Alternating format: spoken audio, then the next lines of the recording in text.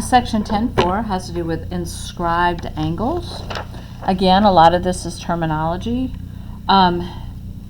If I say arc ADC is intercepted by the inscribed angle AB, it means if I put this inscribed angle in there, then this arc right here is intercepted by that inscribed angle. So in other words, it encloses that arc. That arc is between its two rays.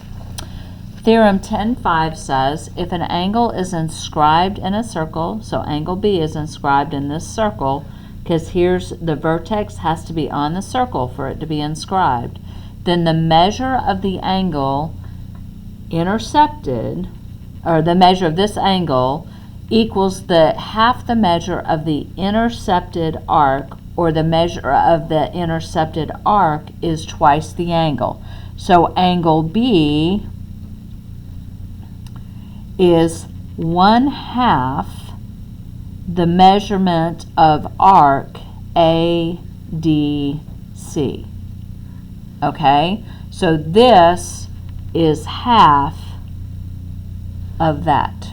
Okay, or I could say the measure of the intercepted arc is twice the angle. So I could say ADC is equal to 2 times the measure of angle B.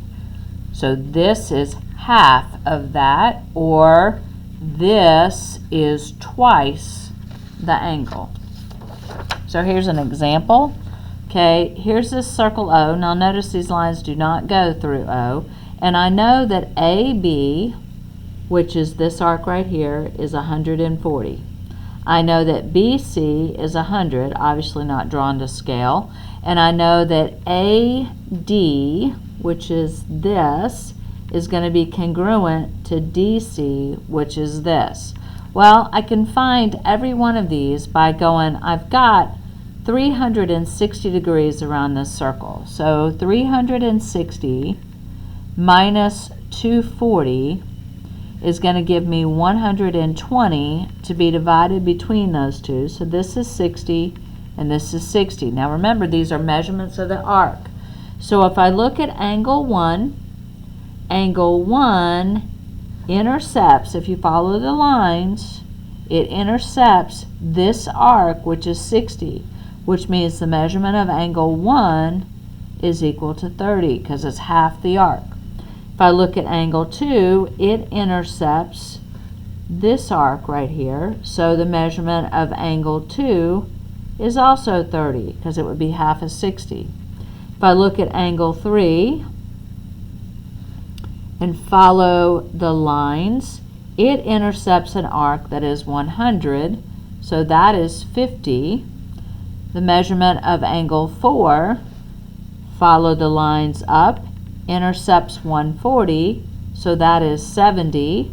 And the measurement of angle 5, follow those lines, intercepts 100, so that is 50. Hopefully that makes sense to you. Okay, here's another one. I have this circle F. Notice F is not in the center. And I'm going to go and I'm going to label these. WX, arc, is 20. WY is 40. The measurement of UZ, which is all the way around here, is 108. And the measurement of UW, oh, I should have an arc there, is congruent to the measurement of YZ. Okay, so that's what I have left. So then it tells me to find the measurement of each angle. Well, what I have left is congruent to itself. So I want to take 360 and I want to subtract the 60 from it, and then I want to subtract the 108 from it. So that's all the ones that I know, leaving me with the ones I don't know.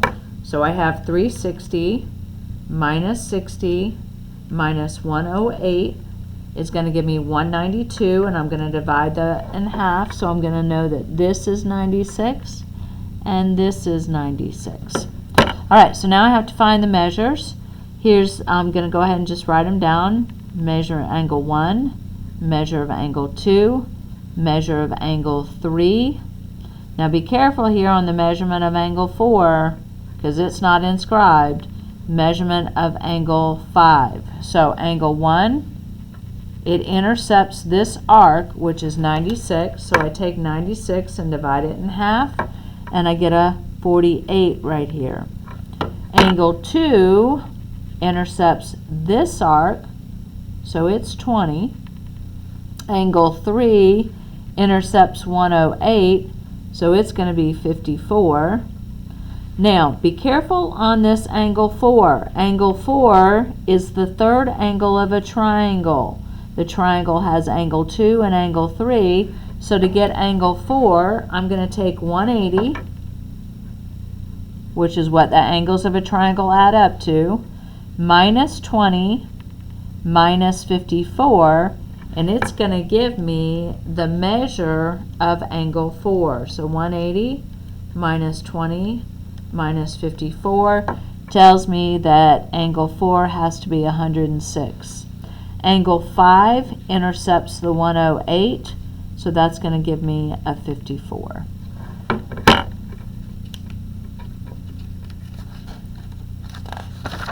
All right, theorem 10.6. If two inscribed angles of a circle or congruent circles intercept congruent arcs or the same arc, then the angles are congruent. So if you look at angle B, it intercepts AC. Well, angle E also intercepts AC. So based on this theorem, I can tell you that the measurement of angle B is congruent to the measurement of angle E because they both intercept this arc. So let's say this arc was 100, then I know that angle B would be 50, but angle E would also be 50 because they intercept the same arc. We can take this information and we can use it in terms of probability. Here's an example. I have point A and B on a circle so that the arc measures 60 degrees. Suppose that D is randomly located on the same circle so that the arc does not coincide. In other words, it's not on top of A or not on top of B. What is the probability that ADB would be 30 degrees? Well, anywhere that I put D between here and here would intercept that same arc. So like if it was right there, it would intercept that arc. If it was over here, it would intercept that arc. So if you will, any of these 300 degrees, not between those two, because if I put it between it, it would intercept this arc. Okay? So noting where I need to put it on the circle to have it intercept this arc. Now this is a little hard to understand. So I'm subtracting out this 60 because it cannot be between the A and the B. But it could be anywhere along here and have it be 30 degrees because it would intercept this arc. So 30 or 300 out of 360, this would be successful, this would be total. It would reduce down to, I believe it reduces down to 5/6. Yeah. So the probability of this arc D being 30 degrees would be 5/6 of it. The only place that it couldn't be located would be between B and C. If it was between B and C, then this angle would have to be 150 degrees. Let's do another one. This is a little hard to get. Okay, so I have points M and N on this circle so that this is 72 degrees. I'm going to put a point L on here so that it doesn't coincide. It's not on those two.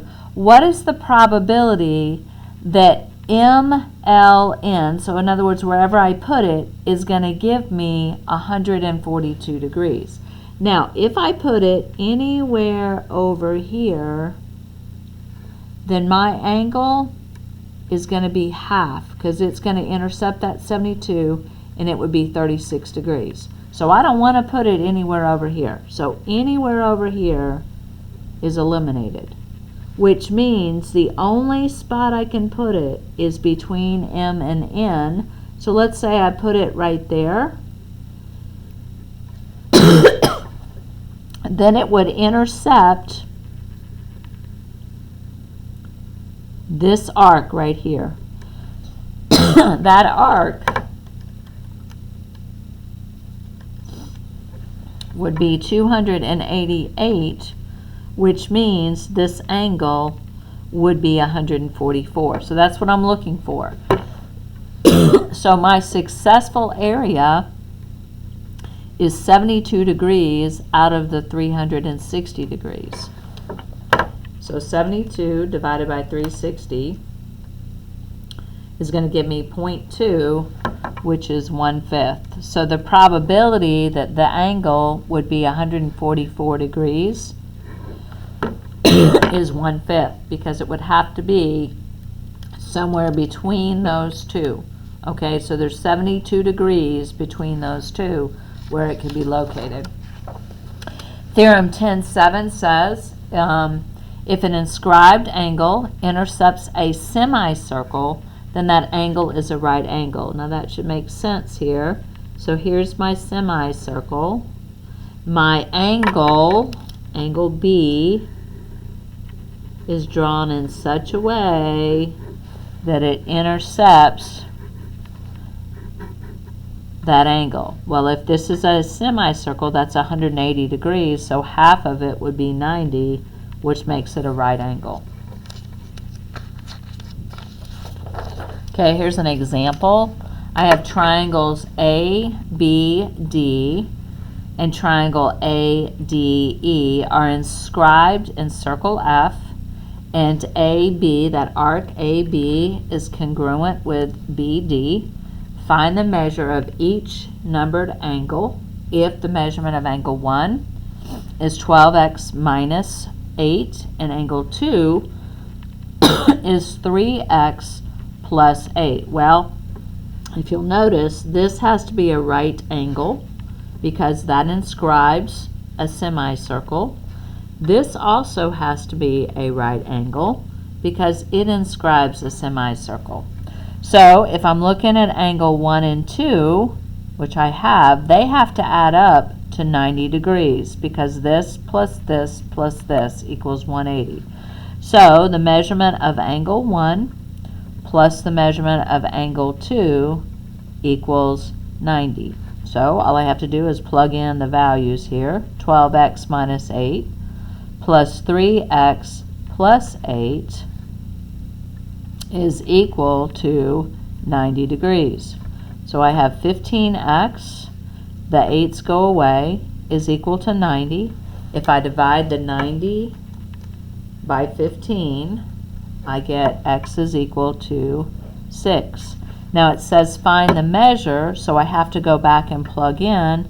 The measurement of angle 1 would be 12 times 6 minus 8. So that's going to give me 64.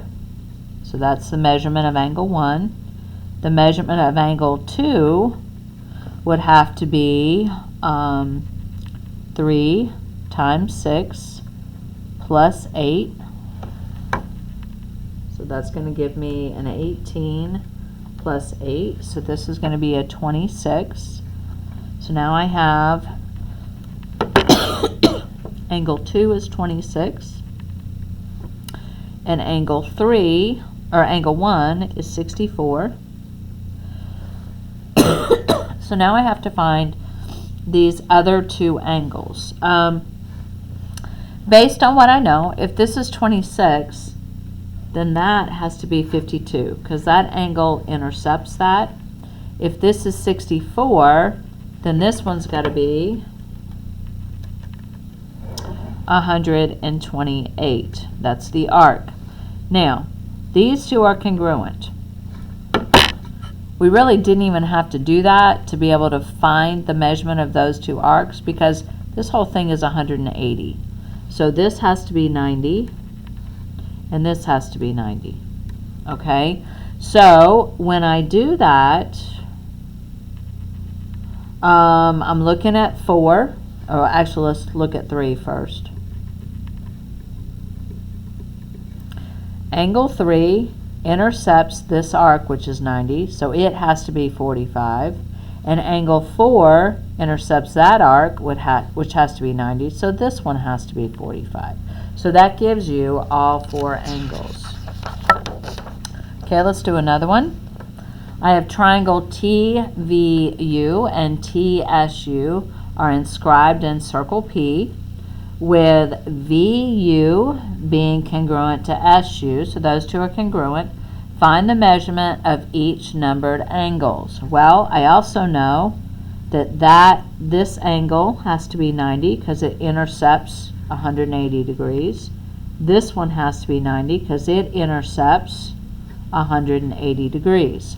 So if I have angle 2 and angle 4 in this triangle, they have to add up to 90 degrees because this triangle has to equal 180, and I've already got 90 of it. So the measurement of angle 2 plus the measurement of angle 4 equals 90. So x plus 9 plus 2x plus 6 equals 90. I need to solve for the x, so I have 3x plus 15 equals 90. I'm going to subtract the 15, so that's going to give me a 75. And x is going to equal 25. So I've got to plug back in to find the measurement of the angles. I'm just going to go ahead and do them in order.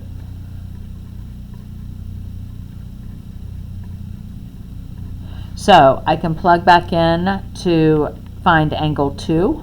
So I'm going to have 25, it's not degrees, 25 plus 9 is going to be 34. Okay, so that's 34 degrees. And then I'm going to plug into 4. So I have 2 times 25 plus 6 is going to give me 56 degrees. So I've got those two. Now I've got to come over here. I might not have written down, let's see, they're inscribed. Oh yeah, okay, so those two have to be equal here. So if you will, so angle 2 has to be the same as angle 1. So if this is 34, then that's 34. So I've got this is 34, and I've got this is 34, because those are angles that are opposite inscribed. So this would have to be 68, which would make that 68, which would make that 34. Then I have angle 4, which is 56. So I know that this has to be 112 because this is half of what this is. So now I can find what's left here. So I have 360 minus 112 minus 68 minus 68. That means this has to be 112 as well. So angle 3 has to be half of 112, which is going to give me angle 3 equals 56. Okay. All right, here's another theorem. If a quadrilateral is inscribed in a circle, then its opposite angles are supplementary. So angle B plus angle D has to equal 180, and angle C plus angle A has to also equal 180 based on that theorem.